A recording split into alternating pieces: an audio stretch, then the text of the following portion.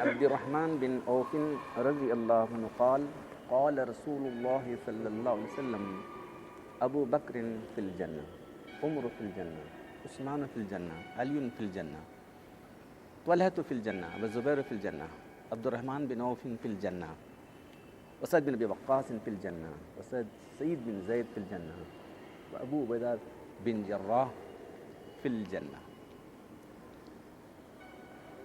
عبد الرحمن بن عوف رضی اللہ تعالیٰ عنہ اس حدیث کی روایت کرتے ہیں کہ اللہ کے رسول صلی اللہ علیہ وسلم نے فرمایا ابو بکر جنتی، عمر جنتی، عثمان جنتی، علی جنتی، طلحہ جنتی ہیں، زبیر جنتی ہیں، عبد الرحمن بن عوف جنتی، سعد بن وقاص جنتی ہیں، سعید بن زید جنتی ہیں، اور ابو عبیدہ بن جراح جنتی ہیں۔ تو اس حدیث میں 10 صحابہ جن کو عشرہ مبشرہ کہتے ہیں، 10 وہ صحابہ جن کو نام لے کر اللہ نے کہا جنتی، یہ تمام صحابہ جنتی ہیں اور تابعین بھی جنتی ہیں۔ لا تمس النار من رآنی ورآ من رآنی، تو حدیث میں آتا ہے کہ جس نے مجھے دیکھا اس کو دوزخ کی آگ نہیں چھوئے گی، دوزخ کی آگ نہیں چھوئی تو کہاں جائے گا؟ جنت میں جائے گا۔ اور میرے دیکھنے والے کو دیکھا، جس نے مجھے دیکھا اس کو دوزخ کی آگ نہیں چھوئے گی، اور جس نے میرے دیکھنے والے کو دیکھا اس کو بھی آگ نہیں چھوئے گی۔ صحابہ، تابعین، ساری امت تو جنت میں جائے گی۔ کچھ تھوڑا سے جو واقعی صحیح معنی میں امتی آپ کی ہیں، آپ کی جو امتی ہیں، تو اللہ نے کیا فرمایا کل امتی یدخل الجنہ الا من ابا، میری ساری امت جنت میں جائے گی، صحیح بخاری کی حدیث ہے، الا من ابا، سوائے جو میرا انکار کرنے والا ہے۔ پوچھا اللہ ومن یابا یا رسول اللہ، کون انکار کرنے والا ہے؟ من اتانی فدخل الجنہ ومن عصانی فقد ابا، صاف صاف کر دیا تھا، جس نے میری اطاعت کی وہی جنت جانے والا ہے، جو میری نافرمانی کرنے والا وہی میرا انکار کرنے والا ہے۔ تو ایسے تو ساری امت جائے گی، لیکن یہ 10 صحابہ تو ان کے جو بھی معاملات پیش آئے اللہ کے رسول کی زندگی کے بعد، وہی عثمان رضی اللہ عنہ ایسے فتنے ہو گئے، بھائی کیا کر سکتے ہیں، تو اپنی اللہ نے خود فرمایا تھا۔ پھر اس کے بعد علی رضی اللہ عنہ کے ساتھ معاملہ پیش آیا، اس کے بعد طلحہ کے ساتھ معاملہ پیش آیا، زبیر رضی اللہ عنہ، سب یہ جو کچھ ہوا ہے، لیکن یہ لوگ بالکل صحیح تھے، ان کے جو مخالفین تھے وہ غلط تھے، بس یہ کہنا چاہ رہا ہوں میں۔ ان کے جو مخالفین تھے، ان کے ساتھ جنہوں نے لڑائیاں کی، ان کی ایمان کا حال اللہ جانتا ہو، جن لوگوں نے وہ کیا، لیکن یہ 10 صحابہ کرام جن کو آپ نے نام لے کر کیا تھا، تو یہ ان کے موقف کے، ان کا جو سٹینڈ تھا کریکٹ، یہ ظاہر کرنے والا اور کچھ نہیں۔ ابو بکر صدیق رضی اللہ تعالیٰ، عمر رضی اللہ تعالیٰ، حدیثیں آپ کے سامنے آئیں۔ اللہ کی فتح، ہم تینوں بھی ایک ہی مٹی سے بنے ہوئے، ان دونوں کے بارے میں فرمایا اللہ کے، ہم تینوں بھی ایک ہی مٹی سے بنے ہوئے، ٹھیک ہے نا۔ وہ لیا کہ وہ شیعہ لوگوں نے کہا کہ جو ہے اہل بیت تو الگ مٹی سے بنے تھے، پھر پرسوں ایک صاحب بولے تھے کہ ان کو حیض بھی نہیں آتا تھا، کہتے ہیں فاطمہ کیا ایسی باتیں اٹھائیں، غلط باتیں لوگوں نے اٹھا دی، ایسا نہیں۔ تو اللہ کے حدیث میں آتا ہے کہ جو ہے ہم تینوں بھی ایک ہی مٹی سے بنے، عمر رضی اللہ تعالیٰ، ابو بکر صدیق، اللہ کے، اسی لیے بازو ہی تینوں دفن کر دیا گیا۔ عثمان رضی اللہ تعالیٰ، کیونکہ یہ ایسے حیادار آدمی کہ فرشتے بھی ان سے حیا کرتے ہیں۔ علی رضی اللہ تعالیٰ کو وہ مقام تھا، لیکن بچپن میں ایمان لائے تھے علی رضی اللہ تعالیٰ، فضائل آپ کے سامنے آئے۔ اللہ کو فرماتے ہیں کہ میں اس سے محبت کرتا ہوں، اللہ اس سے محبت کرتا ہے، یہ اللہ رسول سے محبت کرنے والے، اللہ رسول سے محبت کرنے والے، تو کیا مقام ہوگا اللہ کے اوپر؟ اے اللہ جو علی سے محبت کر، تو اس سے محبت کر، جو علی سے دشمنی کرنا تو اس سے دشمنی کر، یہ مقام ان کا ہے۔ طلحہ، زبیر، طلحہ رضی اللہ عنہ نے فرمایا کہ جو ہے جنگ احد کا پورا جو ہے اجر ملنے والا تو طلحہ کو ملے گا، سب کو ملے گا، لیکن پورا حصہ جو ان کے حصے میں آ گیا، اللہ کے اپنے ہاتھوں سے روکتے رہے، سامنے پھرتے رہے، اللہ کے آپ کو ایک تیر تلوار نہ لگے۔ زبیر رضی اللہ عنہ نے فرمایا کہ یہ میرے ہر امت کا حواری، یہ میری امت کا حواری، میرا حواری ہے۔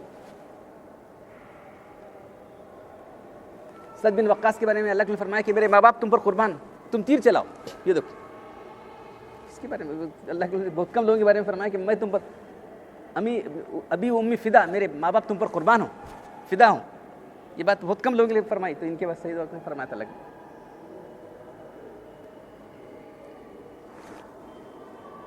سعید بن زید، یہ جو ہے حضرت فاطمہ الزہرا، حضرت ان کی جو ہے عمر رضی اللہ عنہ کی بہن فاطمہ تھی، ان کے شوہر ہیں، سابقون الاولون میں سے سابقوں جو سب سے پہلے ایمان لانے والے تھے گھر میں جو ہے ایمان لائے تھے، آ کے پڑھ رہے تھے جب عمر رضی اللہ تعالیٰ عنہ اٹیک کرے کیا چلا ہے ان کے گھر میں دیکھنے جب آئے تھے تو یہ تھے سعید بن زید، پھر ابو عبیدہ بن جراح رضی اللہ تعالیٰ عنہ، تو کہتے ہیں ہر امت کا کمین ہے، میری امت کا امین ہے تو ابو جراح رضی اللہ تعالیٰ۔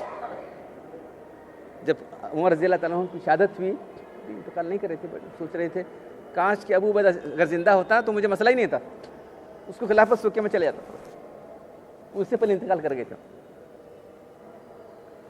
طاعون عموس کے اندر جو ہے انتقال کر گئے تھے حضرت ابو بکر رضی اللہ تعالیٰ عنہ۔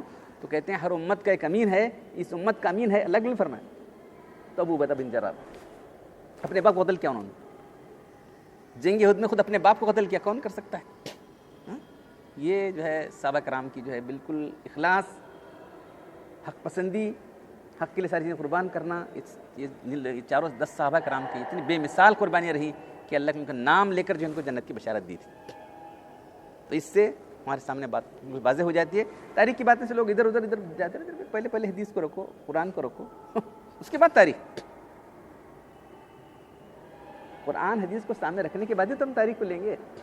قرآن حدیث میں صرف تاریخ پڑھ لے کہ کیا بھی ان میں ایسا بولا غلط نتیجہ نکالنا شروع کر دیں گے۔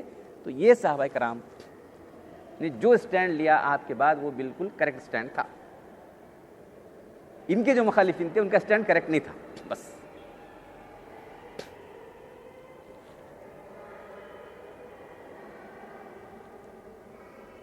بعض لوگوں نے تاریخ پڑھ کے ادھر ادھر سے لا کے جو ہے کسی صحابہ کرام پر جو ہے تنقیدیں شروع کر دیں، وہ شروع کر دیں، ایسا انہوں نے کرنا، انہوں ایسا نہیں کرنا۔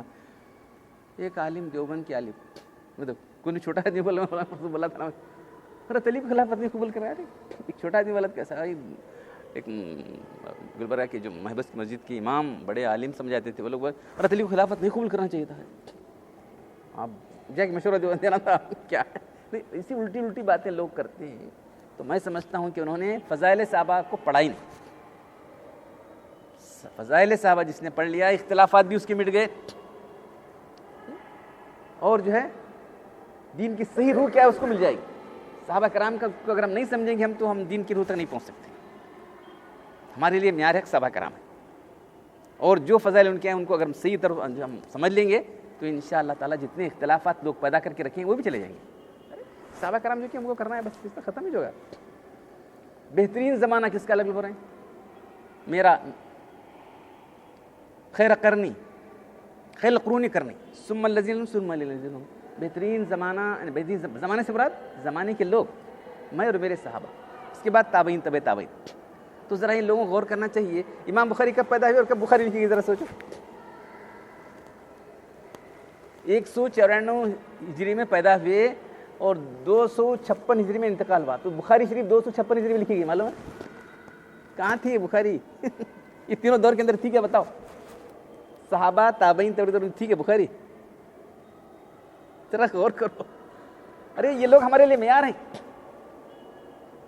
خیر القرون، بہترین زمانے کے لوگ۔ اللہ کے کہ یہ بہترین زمانہ ہے، بہترین لوگ ہیں، اس کے بعد جھوٹ پھیل جائے گا، اس کے بعد خیانت پھیل جائے گی، یہ فرماتے اللہ کے رسول۔ دین تعامل کے ذریعے سے آیا ہم کو، صحابہ نے کیا، تابعین نے کیا، بس یہی ہمارے لیے کیا کہنا چاہیے، مستند چیزیں۔ بخاری شریف کا بھائی، اس کے بعد پہلے بخاری مسلم یہ سب باتیں آتے گئے، پہلے تو عمل ہوا۔